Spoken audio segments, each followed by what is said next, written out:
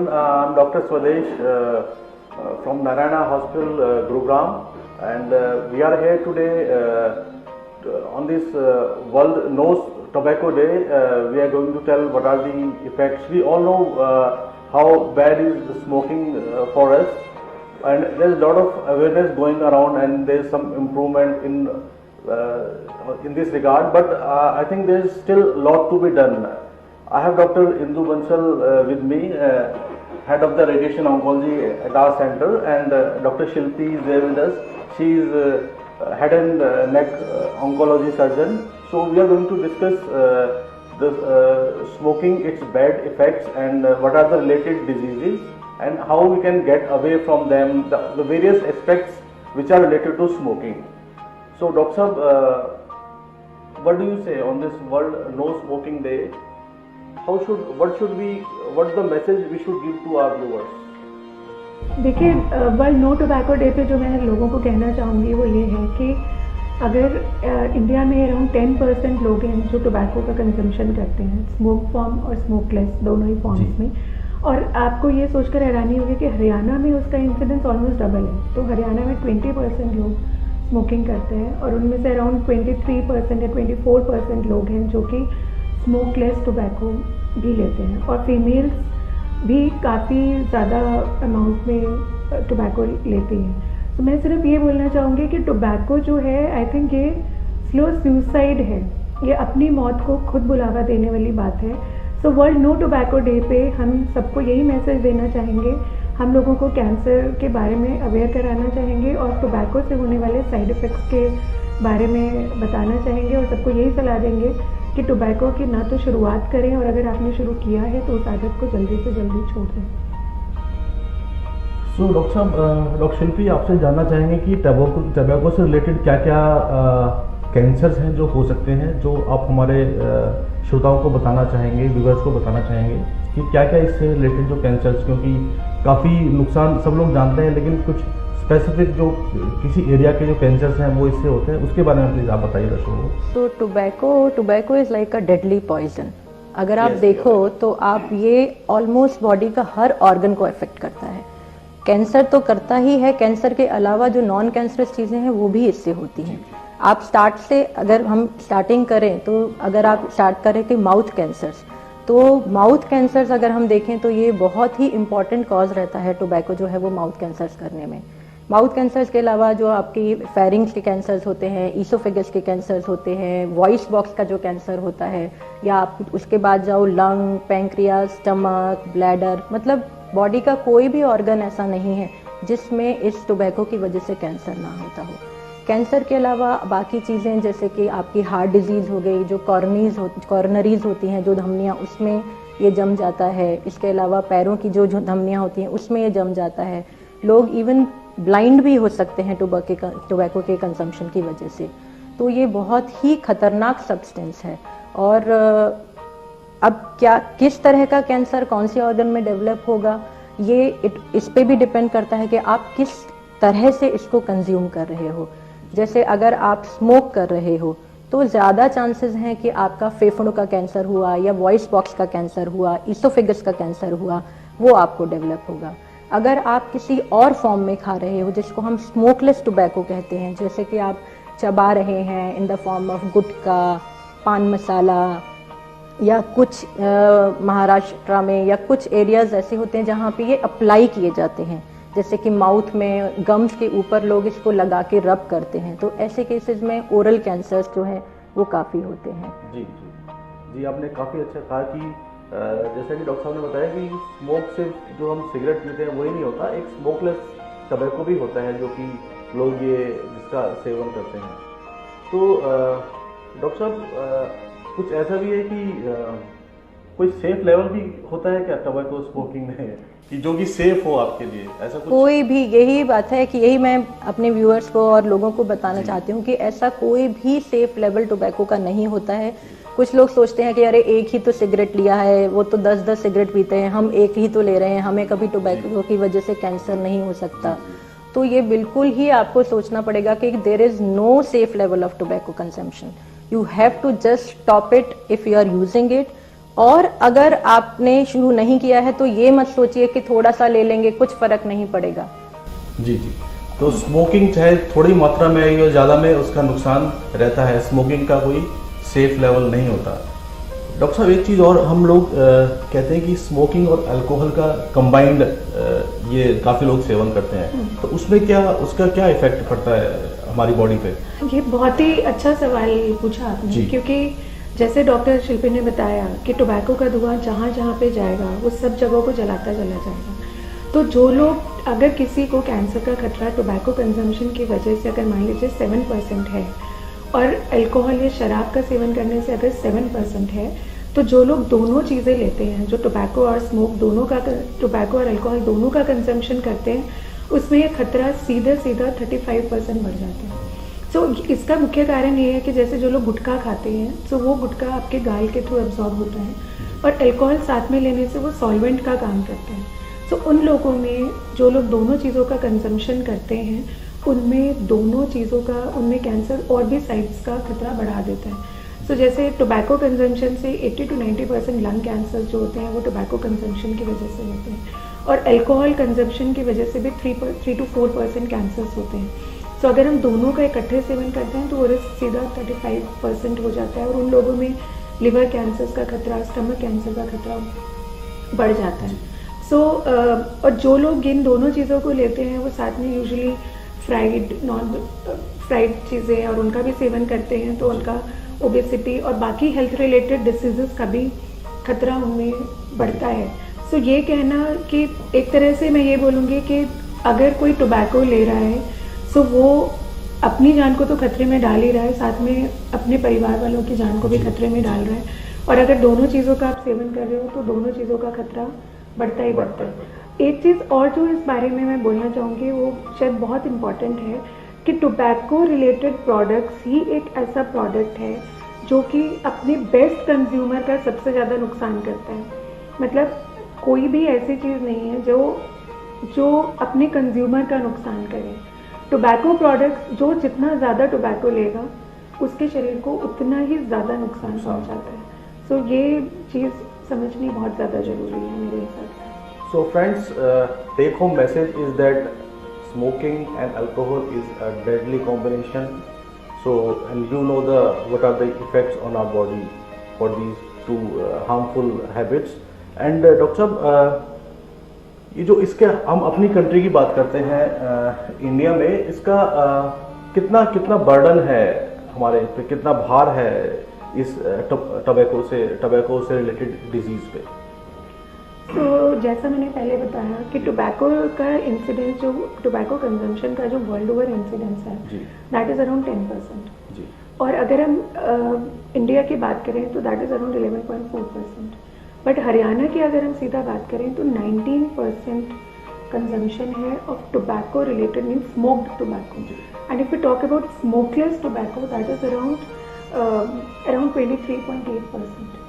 सो ये काफ़ी ज़्यादा रिस्क है, और इसमें 40% जो हैं वो मेल्स हैं और अराउंड 7% फीमेल्स हैं जो इनका सेवन करती हैं। सो वो चाहे स्मोक फॉर्म में हो चाहे स्मोकलेस फॉर्म में हो, दोनों ही चीज़ों का हरियाणा का इंसिडेंस इनफैक्ट दिल्ली से या इंडिया के इंसिडेंस से ज़्यादा है। तो हमें अपने हरियाणा के लोगों को खासतौर से इस बारे में जागरूक कराना बहुत ज़्यादा जरूरी है। जैसा आपने सुना, डॉक्टर साहब ने कहा कि ऑल ओवर द वर्ल्ड इसका जो बर्डन है 10% है, इंडिया में it is around 11%। And Haryana की बात करें जहाँ पे, तो वहाँ पे इसका बर्डन काफ़ी है, ऑलमोस्ट डबल है, 19%।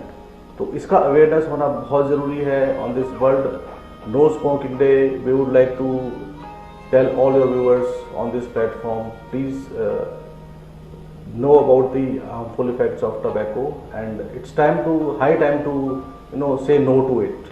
So डॉक्टर साहब, किस स्टेज में लोग आपके पास आते हैं? एक्चुअली अनफॉर्चुनेटली ये बहुत ही ज़्यादा एक्चुअली आपने इम्पोर्टेंट क्वेश्चन पूछा, क्योंकि टोबैको से जो रिलेटेड कैंसर्स रहते हैं वो स्पेशली अगर आप ओरल कैंसर्स, जो माउथ कैंसर्स को देखो तो देखा जाए तो ये ऐसा एरिया है कि जहाँ पे अगर आपको छाला भी होगा तो भी पेशेंट को इमीडिएटली पता होगा। लेकिन सैड पार्ट ये है कि जो हम अपने क्लिनिक में जो हम पेशेंट्स देखते हैं, ऑलमोस्ट 70% यानी 2/3 of patients they come in advance stages, यानी कि वो जो अर्ली स्टेज को वो क्रॉस करके जो बड़ी हुई स्टेजेस होती हैं जैसे स्टेज 3 एंड स्टेज 4, हमारे देश में almost 2/3 of patient they come in that stage. ये एग्जैक्टली इसका स्टेज, मैं भी like one of the patient known to me came in quite a late stage, and before that he was just presuming it to be one of those boils, and then once it was diagnosed he hardly had some 6 to 8 months left. So this is one of the main things we have to look into, that early diagnosis is very तो उसके लिए health education और health awareness जो है वो बहुत ज़रूरी है, क्योंकि होता क्या है कि पेशेंट को जब थोड़ा सा छाला होता है या थोड़ी सी तकलीफ होती है, उनको लगता है कि शायद ऐसे ही हो गया होगा, कुछ लग गया होगा, वो इस चीज़ को इग्नोर कर देते हैं। तो यही हमारा मकसद है कि अगर आपको कुछ भी इस तरह का होता है, वो प्लीज़ आप इग्नोर मत कीजिए, आप डॉक्टर के पास जाइए, उनको दिखाइए। अगर कुछ है और अगर आपसे कोई टेस्ट करने को कहते हैं डॉक्टर, तो प्लीज़ उसको कराइए और अपनी हेल्थ को बिल्कुल भी इग्नोर मत कीजिए। तो ये अर्ली डिटेक्शन की बात चल रही है डॉक्टर साहब, हम कैसे इसको अर्ली डिटेक्ट कर सकते हैं? तो जैसे कि मैंने आपको कहा कि अर्ली ये जो इस तरह का जो कैंसर है वो अगर हम अर्ली स्टेजेस में पकड़ लें तो क्योर के चांसेस बहुत हाई होते हैं। अगर हमारे पास पेशेंट स्टेज 1 में आता है तो ऑलमोस्ट 90% हमारे पास चांसेस होते हैं कि वो पेशेंट कम्प्लीटली कैंसर से मुक्त हो सकता है, और यही चांसेस जो हैं वो बहुत कम हो जाते हैं जब हमारे पास एडवांस स्टेज में आता है। तो हाँ, तो सबसे ज़्यादा इम्पॉर्टेंट चीज़ इसमें यह है कि पेशेंट को ये पता होना चाहिए कि भाई मुझे प्रॉब्लम है और मुझे वो जो है प्रॉब्लम को दूर करने के लिए शक मुझे डॉक्टर के पास जाना है। तो अब डॉक्टर कुछ बोलना है? हाँ, जैसे डॉक्टर शिल्पी ने बोला कि स्टेज 1 मतलब अर्लियर स्टेज में इसको क्योर करना बहुत आसान होता है और स्टेज 4 में उतना ही मुश्किल होता है। और आई थिंक ये भी है कि जितना हम अर्ली स्टेज में ट्रीटमेंट करेंगे पेशेंट का, तो एक single modality of treatment would be sufficient, means either radiation और surgery should be sufficient. But अगर आप 3rd या 4th स्टेज में डायग्नोज होते हो तो उतना ही आपको कॉम्बिनेशन ऑफ ट्रीटमेंट्स करने पड़ेंगे। मतलब हो सकता है पेशेंट को सर्जरी, रेडिएशन, कीमोथेरेपी तीनों चीज़ों का यूज़ करना पड़े या इम्यूनोथेरेपी का भी यूज़ करना पड़े, और उसके बावजूद भी क्योर रेट्स कम हो जाएंगे। तो आपका कॉस्ट ऑफ ट्रीटमेंट बढ़ेगा, आपका ट्रीटमेंट लाइन्स ऑफ ट्रीटमेंट बढ़ेंगे और चांसेस ऑफ क्योर और भी कम हो जाएंगे। थोड़ा सा भी अगर कोई भी डाउट है, या आप अगर स्मोकिंग करते हैं किसी भी फॉर्म में, स्मोकिंग या टोबैको का कंजम्पशन किसी भी फॉर्म में करते हैं, तो अपने आप रूटीन में ही अपने हेड एंड नेक सर्जन से या अपने डॉक्टर से, ENT के डॉक्टर से आप चेकअप कराएं, रेगुलर नियमित चेकअप कराएं। बेस्ट तो ये है कि उसको कंज्यूम ही ना करें और फिर अपना चेकअप कराएं। और अगर कोई आपको थोड़ा सा भी डाउट है तो स्पेशलिस्ट को दिखाएं और उसको इग्नोर ना करें, ताकि फर्स्ट स्टेज में बीमारी पकड़ी जा सके और उसका पूरी तरह क्योर हो सके। कुछ डॉक्टर स्क्रीनिंग प्रोग्राम्स भी हैं इससे रिलेटेड जो है, जो हम रन करते हैं हॉस्पिटल्स में, उसके बारे में कुछ बताना चाहेंगे? तो जैसे कि मैंने आपको बोला, टोबैको जो जिस तरह के कैंसर करता है, ओरल कैंसर हुआ या उस तरह का कैंसर हुआ, इसमें पेशेंट को सिम्टम्स भी आते हैं और वो एक्चुअली स्क्रीनिंग हम उन पेशेंट्स का करते हैं। नॉर्मली अगर आप ओवरऑल देखा जाए कि किन कैंसर्स को आप स्क्रीनिंग करते हो, तो उस तरह के कैंसर होते हैं जो कि आपको स्क्रीनिंग में बहुत ज़्यादा फैंसी इंस्ट्रूमेंट्स की ज़रूरत नहीं हो, वो बहुत ही एक नॉर्मल पॉपुलेशन पे आप इजीली रन कर सकें, पेशेंट को कोई तकलीफ ना हो। ऐसा कुछ नहीं होना चाहिए कि बहुत पेशेंट को कोई बहुत मेजर तकलीफ हो रही है। तो उस तरह के कैंसर जो होते हैं उसमें स्क्रीनिंग जो देखा गया है सक्सेसफुल होती है। और एक्चुअली ओरल कैंसर जो रहता है, जो मेनली जो टोबैको जिसका कॉज है, तो वो एक्चुअली आइडियल है इस तरह की स्क्रीनिंग के लिए, क्योंकि हमें कोई फैंसी इंस्ट्रूमेंट्स नहीं चाहिए। आपको सिर्फ एक ट्रेन्ड हेल्थ पर्सनल चाहिए जो आपके जो माउथ को एग्जामिन कर सके। सिंपल एक लाइट जो है वो सफिशिएंट है। सिर्फ जो हेल्थ पर्सनल है उसको नॉलेज होनी चाहिए और उसके पास एक लाइट होना चाहिए जिससे वो आपका एरिया जो है वो देख सके। तो it completely fits into that criteria. लेकिन सैड पार्ट ये है कि इतना सब कुछ होने के बावजूद ये जो एरियाज हैं वो मिस हो जाते हैं। मोस्ट इम्पॉर्टेंट चीज़ इसमें यह है कि जो लोगों को अवेयरनेस नहीं है। तो यही मैं बात को बार बार स्ट्रेस करना चाहूँगी कि स्क्रीनिंग प्रोग्राम जो है वो सक्सेसफुल तभी होगा जब लोगों को अवेयरनेस हो, वो अपने उस पर जाएं। एक बहुत बड़ी स्टडी हुई है केरला में, त्रिवेंद्रम में, जिसमें उन्होंने ऑलमोस्ट 2 लाख पेशेंट्स को इसमें इन्वॉल्व, पेशेंट्स नहीं कहूँगी मैं, पॉपुलेशन कहूँगी, क्योंकि जो स्क्रीनिंग करते हैं हम नॉर्मल इंडिविजुअल्स पे करते हैं। तो उन्होंने सिंपल चीज़ें की, उन्होंने 2 पार्ट्स में डिवाइड किया। एक पार्ट में उन्होंने जो ट्रेंड हेल्थ वर्कर थे उन लोगों ने लोगों को हेल्थ एजुकेशन की और रेगुलर इंटरवल पे एग्जामिन किया। दूसरा ग्रुप उन्होंने ऐसा रखा कि हेल्थ वर्कर्स ने एग्जामिन नहीं किया लेकिन लोगों को हार्मफुल इफेक्ट्स के बारे में बताया। अब जब 3 राउंड्स कंप्लीट हो गए तो उसके बाद देखा गया कि जो पेशेंट हाई रिस्क थे, यानी high risk in the sense जो पेशेंट टोबैको किसी भी चीज़ में कंज्यूम करते थे या तो स्मोकिंग के फॉर्म में या चू करते थे, उन पेशेंट्स में there was reduction in mortality to the extent of 34%, यानी कि 1/3 पेशेंट्स में जो डेथ का रिस्क था वो एक सिंपल स्क्रीनिंग से, एग्जामिनेशन से वो कम हो गया, जो कि बहुत ही प्रॉमिसिंग रिजल्ट है। इसलिए आजकल हमारा यही मेन एम रहता है कि अगर आप पेशेंट जो है हॉस्पिटल में आ रहा है, हम इसीलिए रेगुलर इंटरवल पे स्क्रीनिंग प्रोग्राम रखते हैं कि चाहे पेशेंट अपने तरफ से भी नहीं आ रहा है, हम उनको एनकरेज करते हैं कि आप हमारे पास आओ, आप हॉस्पिटल में किसी और भी काम से आए हो, किसी रिश्तेदार से मिलने आए हो, अगर आपका स्क्रीनिंग कैंप लगा हुआ है तो आप जस्ट 2 मिनट हमारे साथ स्पेंड कीजिए, हम आपको, कुछ प्रॉब्लम नहीं है, सिंपल एग्जामिनेशन होगा जिससे हम आपकी इस तरह की जो प्रॉब्लम है उसको दूर कर सकते हैं, उससे फेस करने में आपकी हेल्प कर सकते हैं। जी, बहुत अच्छा आपने बताया स्क्रीनिंग प्रोग्राम के बारे में डॉक्टर साहब। आजकल एक हमने देखा है कि ई सिगरेट्स का काफ़ी चलन है, तो ये थोड़ा सा हमको हमारे दर्शक भी जानना चाहेंगे कि ई सिगरेट्स या स्मोकलेस सिगरेट्स का क्या इसको क्या है ये? डॉक्टर स्वदेश, I think it's a very very pertinent question, क्योंकि बहुत लोग जो हाई सोसाइटी के लोग हैं उनको ये लगता है कि फिल्टर्ड सिगरेट्स, ई सिगरेट्स से कम्प्लीटली सेफ हैं, और जैसे जैसे गवर्नमेंट का टोबैको लेजिस्लेशन स्ट्रॉन्ग हो रहा है, गवर्नमेंट थोड़ी स्ट्रॉन्ग हो रही है on consumption of tobacco products, consumption and sale of tobacco products, तो लोगों ने ई सिगरेट से इलेक्ट्रॉनिक सिगरेट्स की तरफ लोगों का रुझान बढ़ा है। सो ये कहना कि ई सिगरेट सेफ है ये कम्प्लीटली गलत है, क्योंकि उसका बस मोड ऑफ डिलीवरी डिफरेंट है। उसमें भी निकोटिन होता है और वो एक एरोसोल के थ्रू दिया जाता है, मतलब जब आदमी एक पफ लेता है तो वो ई सिगरेट के अंदर वो उसके धुएं की वजह से वो गर्म हो जाता है और वेपर्स बनते हैं, वेपर्स की वजह से निकोटिन का कंजम्पशन होता है। तो ये ई वेप्स, ई वेपराइजर्स इलेक्ट्रॉनिक सिगरेट्स के रूप में आते हैं, बट उनसे भी कैंसर का खतरा उतना ही है जितना कि नॉर्मल सिगरेट से है। और दूसरी चीज़, लोग उसको एक तरह से नॉर्मल सिगरेट को छोड़ने के लिए एक ऑल्टरनेटिव के रूप में लेते हैं, बट एक्चुअली अगर आप ई सिगरेट्स भी लेते रहते हैं तो भी आप टोबैको के सेवन को या टोबैको प्रोडक्ट्स को नहीं छोड़ पाते हो, वो भी एडिक्टिंग है।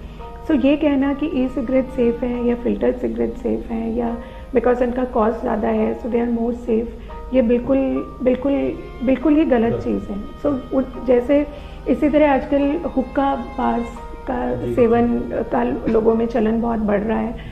सो एक्चुअली अगर आप देखेंगे तो अगर कोई आदमी 1 घंटे हुक्का पीता है, जो नॉर्मली लोग गांव में पीते हैं और आजकल शहरों में भी मॉल्स वगैरह में इसका बहुत ट्रेंड बढ़ गया है, तो 1 घंटे अगर हुक्के का आप सेवन करते हो वो अंदाज़न 200 सिगरेट के बराबर है, 200 सिगरेट्स के बराबर है। तो कोई भी tobacco product in any form, smoked, smokeless, दोनों ही फॉर्म्स में, मतलब बीड़ी, सिगरेट, पान, तंबाकू, गुटखा, पान मसाला, खैनी, नस्वार, ई सिगरेट, हुक्का, सिगार, अब किसी भी फॉर्म में, रोल्ड बीड़ी या किसी भी फॉर्म में अगर आप टोबैको प्रोडक्ट्स को ले रहे हो तो आप अपनी मौत को खुद बुलावा दे रहे हो, आप अपनी मौत को खुद अपने पास बुला रहे हो।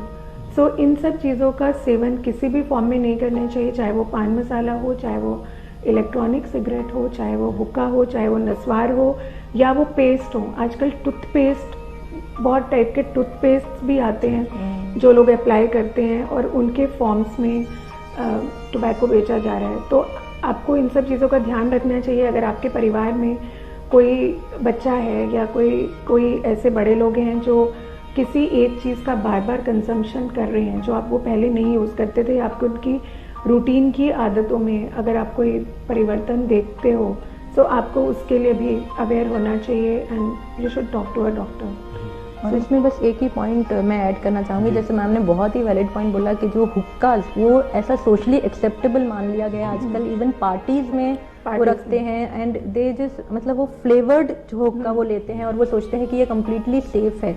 ऐसा नहीं है, वो भी उतना ही खतरनाक है क्योंकि तंबाकू तो उसमें होता ही है, वो उसको आपको अट्रैक्ट करने के लिए उसमें फ्लेवर्स डाल देते हैं। ये आपने जो मैं यहाँ पे रूरल पॉपुलेशन जो कि जहाँ पे कि हुक्का का काफ़ी प्रचलन है, काफ़ी सेवन किया जाता है, मैं स्पेशली उन लोगों के लिए बोलना चाहूँगा, जैसे कि डॉक्टर साहब ने कहा है कि 1 घंटे हुक्का पीने का मतलब आप 200 सिगरेट का सेवन कर रहे हैं, तो इससे आप अंदाज़ा लगा सकते हैं कि जो कि रूरल एरियाज़ में काफ़ी धड़ल्ले से लोग हुक्का का सेवन करते हैं। तो प्लीज़ सी इनफैक्ट गांव में आप अगर देखोगे तो जेंट्स तो लेते ही हैं, मतलब मेल्स तो लेते हैं, बट आप देखिए कि बहुत सारी फीमेल्स भी हुक्का लेती हैं। और एक और चीज़ जो इसमें ध्यान रखने की ये है कि कई बार घर के बड़े लोग बच्चों को बोल देते हैं कि तुम मेरा हुक्का भर के ले आओ, और आप देखिए कि उसकी वजह से बच्चे भी गांव में छोटे छोटे बच्चे 15 साल से भी छोटे बच्चे बहुत छोटी उम्र से वो टोबैको हुक्का के लिए एक्सपोज्ड हो जाते हैं। और वहाँ पर वैसे भी आप खाना चूल्हों पे बनाते हो, उसकी वजह से भी आपके फेफड़ों पे धुएं का खतरा रहता है। तो passive smoking indirectly passive smoking, या आप अगर बच्चों से अपना हुक्का भरवा रहे हो तो आप अपनी जान नहीं उनका भी भविष्य बर्बाद कर रहे हो, अंधकार में डाल रहे हो। तो अगर जो ग्लोबल टोबैको एडल्ट सर्वे है उसके हिसाब से ये पाया गया है कि अराउंड 40% लोगों को पैसिव स्मोकिंग का खतरा होता है एट होम। 40% लोग जिनके घर में कोई स्मोक करते हैं तो उनके परिवार वालों को 40% टोबैको का एक्सपोजर हो जाता है। इसी तरह अराउंड 35% लोगों को अपने वर्क प्लेस पे टोबैको की वजह से एक्सपोजर होता है, और अराउंड ऐसे ही अराउंड बहुत सारे लोगों को और जगहों पे, सोशल जगहों पे अराउंड 7% पैसिव स्मोकिंग का खतरा होता है। तो मुझे नहीं लगता कि किसी भी इंसान को ये राइट है कि आप अपनी लाइफ तो खतरे पे डालें ही, और साथ ही आपके परिवार वालों को या जो लोग आपसे रिश्ता नहीं रखते, पब्लिक प्लेसेस पे आप स्मोकिंग करके आपको कोई राइट नहीं है कि आप उनकी लाइफ को भी खतरे में डालें। So I think we have to be we have to make strict rules for passive smoking also, because it also leads to around 15% risk of lung cancers. So हमें सिर्फ खुद की जान की जिम्मेदारी नहीं लेनी है, हमें अपने साथ वालों की भी लाइफ को बचाना है, ये हमारा कर्तव्य बनता है। जी डॉक्टर साहब, हालांकि इस एरिया में मैंने जो देखा है कि आजकल काफ़ी नो स्मोकिंग एरियाज है पब्लिक प्लेसेस पे, बट आई थिंक अवेयरनेस है। I will not say कि people are not aware, but still there are new more areas which needs to be looked into, and I'm also worried about the young adults and adolescents who are getting into these habits. I think that is really a concern for all of us. And that is a big challenge actually. Yes, totally I agree. Doctor, like once diagnosed that some person is having cancer diagnosed, maybe whatever stage 1, 2, 3, 4, so surgery का इसमें क्या role है, क्या कहना चाहेंगे? तो मैं ये कहना चाहूँगी कि कोई भी ट्रीटमेंट डिपेंड करता है कि किस जगह का कैंसर हो रहा है, क्योंकि वो जो है वो एक स्पेसिफिक रहता है। टोबैको से रिलेटेड अगर हम कैंसर देखें और अगर हम ओरल कैंसर की बात करें तो ये अब प्रूव हो चुका है कि surgery is the treatment of choice for oral cancers. बहुत ही कम केसेज ऐसे होते हैं जहाँ पे सर्जरी या रेडियोथेरेपी जो हम दोनों ही यूज़ कर सकते हैं, दोनों ही इक्वली बेनिफिशियल हैं, लेकिन वो बहुत अर्ली स्टेजेस होती हैं जो कुछ सेलेक्ट तरह के कैंसर्स रहते हैं। अगर आप ब्रॉडली देखें सारी स्टेजेस का, तो सर्जरी एक ट्रीटमेंट है जो आप पहले करते हो, उसके बाद आपकी जो स्टेज होती है उसके बाद में हमको साथ में रेडिएशन का ट्रीटमेंट ऐड करना पड़ता है। जैसे कि मैडम ने पहले बोला था कि जो अर्ली स्टेजेस होती हैं single modality treatment is enough stage 1 और स्टेज 2 के लिए। अगर स्टेज 1 में सर्जरी स्टेज 1 एंड 2 के लिए हो सकती है, सर्जरी करनी ही करनी है। अगर स्टेज 3 एंड 4 है, सर्जरी हमें देखना है कि सर्जरी हो सकती है नहीं, वही ट्रीटमेंट है। और बाद में फिर हमें सर्जरी करने के बाद उसको रेडिएशन थेरेपी या कुछ केसेस में कीमोथेरेपी भी साथ में ऐड करनी पड़ती है। मैं इस बात पे जोर देना चाहूँगी कि कुछ पेशेंट मतलब कुछ जगह पे ऐसा कीमोथेरेपी जो है वो ओरल कैंसर के लिए बहुत ही कैजुअली यूज़ की जाती है कि कोई भी पेशेंट आया ओरल कैंसर का, उनको कीमोथेरेपी देते हैं, फिर बाद में देखेंगे, तो वो जो है वो बिल्कुल गलत है। कीमोथेरेपी ओरल कैंसर के लिए वो सिंगल मोडालिटी ट्रीटमेंट तो बिल्कुल भी नहीं है, वो एडवांस स्टेजेस में रेडिएशन थेरेपी के साथ में दिया जाता है। और बहुत ही सिलेक्ट केसेस में जब हम ऑपरेशन नहीं कर सकते हैं और हमें उस सिलेक्ट केसेस में कीमोथेरेपी दे के हम थोड़ा रिस्पॉन्स कर दे के देखना चाहते हैं। डॉक्टर इंदु बंसल के पास आना चाहूँगा क्योंकि आप काफ़ी साल से रेडिएशन थेरेपी में हैं, तो आप क्या बताना चाहेंगे, रेडिएशन थेरेपी का क्या रोल है इसमें जो कैंसर? देखिए, मैं ये बोलूँगी कि हेड एंड नेक कैंसर्स की अगर हम बात करें तो I think radiation therapy plays a very very important role and majority of the patients need radiation treatment. So ये तो किसी भी पेशेंट का treatment ideally should be decided in a multi disciplinary tumour board, जिसमें surgeon, radiation, medical oncologist, radiologist, pathologist सब लोग इकट्ठे हों और उसमें पेशेंट का डिसीजन लिया जाए कि पेशेंट के लिए कौन सा डिसीजन सही है। अब जैसे डॉक्टर शिल्पी ने बात की ओरल कैंसर्स का मतलब है कि जीभ के आगे वाले हिस्से का या साइड वाले हिस्से का कैंसर या गम्स का कैंसर हुआ या गाल के कैंसर्स हुए, उनमें surgery is a very important treatment. But अगर हम जीभ के पीछे वाले हिस्से की बात करेंगे तो उसमें surgery is not the main treatment, उसमें radiation therapy is main treatment. So हम जो उसके साथ में रेडिएशन के साथ में कीमोथेरेपी ऐड करते हैं वो रेडिएशन का इफ़ेक्ट बढ़ाने के लिए करते हैं। और जिन पेशेंट्स में ओरल कैंसर्स में भी जिन पेशेंट्स में सर्जरी होती है, उनकी अगर पैथोलॉजी रिपोर्ट के हिसाब से, बायोप्सी रिपोर्ट के हिसाब से कुछ ऐसे फीचर्स होते हैं जिनको हम लोग बहुत ध्यान से देखते हैं और बहुत सारे पेशेंट्स को उसके बाद भी रेडिएशन देना पड़ता है। इसी तरह वॉइस प्रिजर्वेशन या लैरिंग्स प्रिजर्वेशन के लिए अगर हम बात करें तो अगर हम कोई ऑर्गन को प्रिजर्व करना चाहते हैं, जैसे किसी का वॉइस बॉक्स प्रिजर्व करना चाहते हैं, तो उन पेशेंट्स में हम सर्जरी ना करके उनमें हम रेडियोथेरेपी का ट्रीटमेंट यूज़ करते हैं। तो ये बहुत इम्पॉर्टेंट है कि हम समझें कि हेड एंड नेक में कौन से हिस्से में ट्यूमर हो रहा है और उसके बाद डिसाइड करें कि उस पेशेंट के लिए सर्जरी मेन ट्रीटमेंट है या उसके लिए रेडिएशन मेन ट्रीटमेंट है या उसके लिए दोनों ट्रीटमेंट्स की ज़रूरत है या उनमें तीसरा एलिमेंट यानी रेडिएशन, कीमोथेरेपी और इम्यूनोथेरेपी लेट स्टेजेस में यूज़ की जाती हैं। और लोग ये सोचते हैं कि रेडिएशन का मतलब है कि कोई हिस्सा जल जाएगा या जला दिया जाएगा या उसमें बहुत साइड इफ़ेक्ट होंगे, तो ये बहुत ही गलत धारणा है। लोगों को ये समझना चाहिए कि रेडिएशन की हमारे पास बहुत लेटेस्ट टेक्निक्स हैं, बहुत सारे एडवांसमेंट्स हैं जिनके द्वारा हम रेडिएशन को सिर्फ ट्यूमर के ऊपर फोकस करते हैं और जो नॉर्मल स्ट्रक्चर्स हैं जैसे कि आपके थूक बनाने वाली ग्रंथियाँ हैं जिनको पैरोटिड ग्लैंड्स बोलते हैं, सब मैंडिबुलर ग्लैंड्स हैं, आपका गाल है, आपके दांत हैं, आपका थायराइड ग्लैंड है, उन सब चीज़ों को हम रेडिएशन के साइड इफ़ेक्ट से बचा पाते हैं। तो एडवांस टेक्निक्स हम लोग यूज़ करते हैं जैसे कि IMRT है, IGRT है, रैपिड आर्क ट्रीटमेंट्स हैं। और हमारे पास यहाँ नारायणा सुपर स्पेशलिटी हॉस्पिटल में गुड़गांव में पहली बार ट्रूबीम STX नाम से एक मशीन आई है जो गुड़गांव में पहली मशीन है और ये बहुत ही एडवांस्ड मशीन है, जिस फास्टेस्ट मशीन पॉसिबल है। एक ही मशीन है जिसके ऊपर हम रेडियोथेरेपी की एडवांस टेक्निक्स जैसे IMRT, IGRT, रैपिड आर्क तो कर ही सकते हैं।